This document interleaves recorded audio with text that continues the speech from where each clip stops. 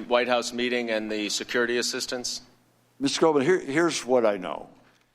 I got several questions. Other officials got several questions as well from Ukrainians asking about the security assistance. So what I know is the security assistance was very important to the Ukrainians. They had begun to hear from Ambassador Sondland that the security assistance was not going to come until the investigations were pursued. What I heard from the defense minister, what the senators, what Senator Johnson and Senator Murphy heard in their conversation with President Zelensky was the clear concern, the urgent concern that Ukrainians had about the security assistance. Now, you also described a conversation that you had with Ambassador Sondland a week later on September 8th. And in that conversation, in your opening statement, you described how Ambassador Sondland used the term stalemate. What did you understand the concern about a stalemate to be?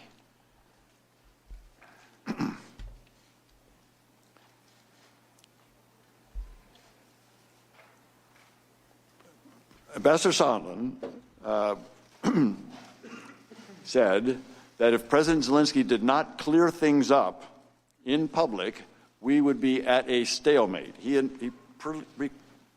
began that, again, by repeating, this is not a quid pro quo, but if President Zelensky did not clear things up in public, we would be at a stalemate. And what I understood in that meeting, the meaning of stalemate was the security assistance would not come. So even though he said the words, there were no quid pro quo, he then went on to say, but the security assistance will not come unless these investigations are done. Is that what you're saying? My understanding, that's what was meant by stalemate. You also described in your opening statement a discussion you had about President Trump being a businessman who wanted to have people pay up before signing the check. And what did you understand that to mean?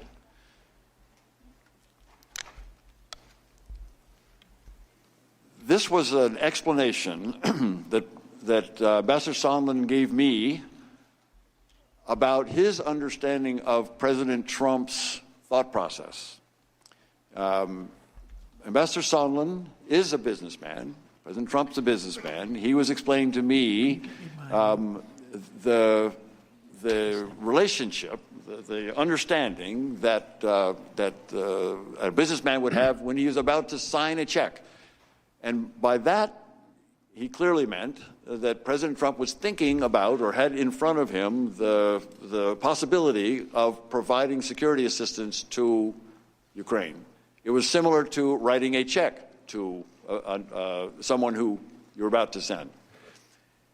He used that analogy very clearly to indicate that this would require something. If that person owed him something before he signed the check, he wanted to get whatever he was owed paid back to him.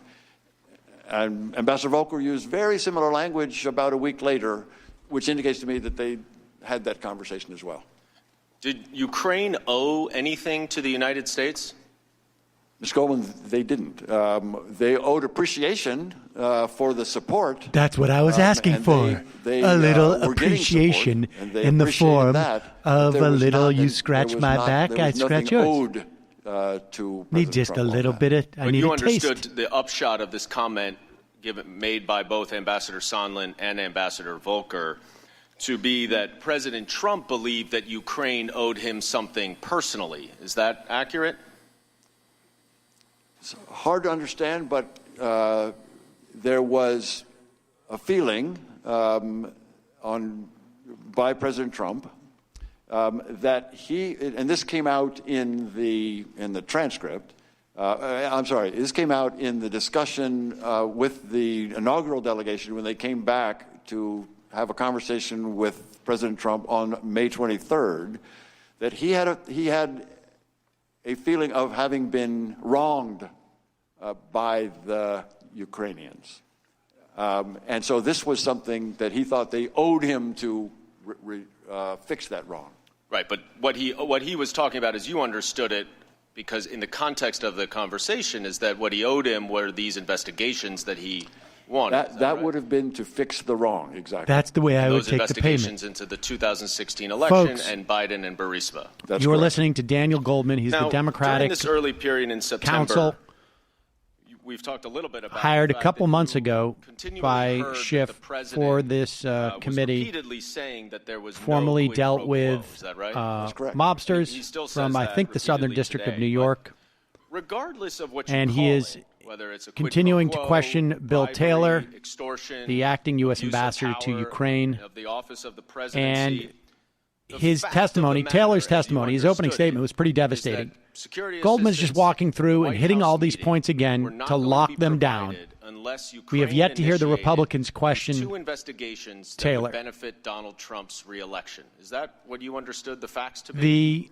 Mr. Goldman, what I can do here for you today is tell you what I heard from people. And in this case, it was what I heard from Ambassador Sondland.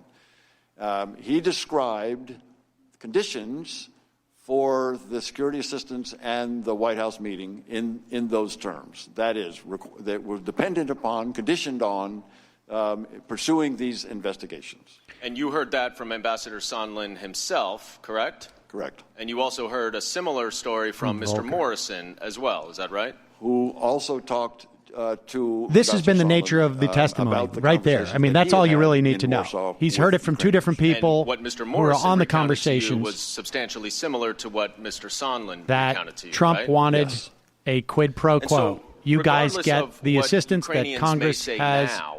Now that everything is out in the public and we're has here appropriated in this public hearing, and a visit to the White House felt no pressure from if you get an Trump. investigation. Here we go. Hold on. It was your clear understanding, was it not, that in early September, when the pressure campaign was still secret, that the Ukrainians believed that they needed to announce these public investigations? Is that right? Mr. Goldman, I know that the Ukrainians were very concerned about the security assistance.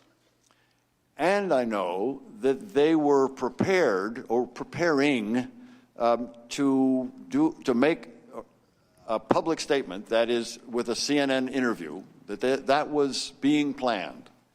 Those are the two pieces that I know. So by September, they knew they had to do that to get that money. It, right? That was the implication. That was certainly the implication. The biggest piece of testimony that has come out that we didn't know before was that an associate of Bill Taylor's, staff member, heard President Trump on the phone with Ambassador Sondland saying that Trump, that Sondland responded, and following the call, the member of my staff, this is what he said, asked Ambassador Sondland what President Trump thought about Ukraine. Ambassador Sondland responded that President Trump cares more about the investigations of Biden, which Giuliani was pressing for. Now, it was also announced today, after that statement, that there are going to be two new closed-door depositions, David Holmes and Mark Sandy. These are people who could very well have been one of these staff members to Bill Taylor. We're going to continue to follow this, folks, and at one point, we will put together some of the key moments of this. But Goldman is questioning Taylor, and this is all relevant stuff. I don't know what Ambassador Bolton had in mind. And was that in reference to we'll just let it go for a second. In that meeting related to the White House meeting that President Zelensky wanted and in connection to the investigations? The context of that comment was the discussion that Mr. Daniluk, who was Mr. Bolton's counterpart, Ukrainian counterpart, the National Security Advisor, had with Mr. Bolton. And that conversation was very substantive up until the point where the White House meeting was raised and Mr. Ambassador Sondland intervened to talk about the investigations.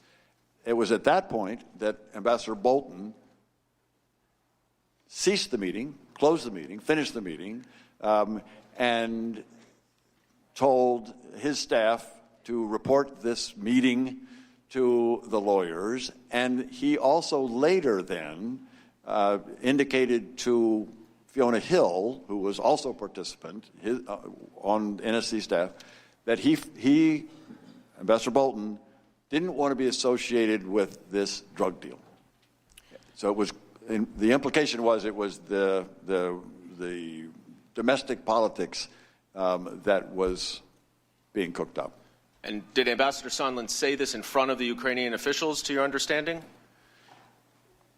Ambassador Sondland, in the meeting where Ambassador Bolton was having a conversation with his counterpart, raised the issue of investigations being important to come before the White House meeting that had just been raised. And Ukrainian officials were there? And Ukrainian officials were in that meeting, yes, sir. Now, around this same time, in mid-July, did you have any discussions with Ukrainian officials about these investigations?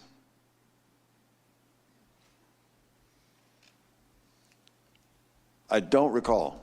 Well, let me show you a text message that you wrote on July 21st, where you wrote it again to Ambassadors Sondland and Volker. And if you could just read what you wrote here on July 21st. Gordon, one thing Kurt and I talked about yesterday was Sasha Daniluk's point that President Zelensky is sensitive about Ukraine being taken seriously, not merely as an instrument in Washington domestic re-election politics.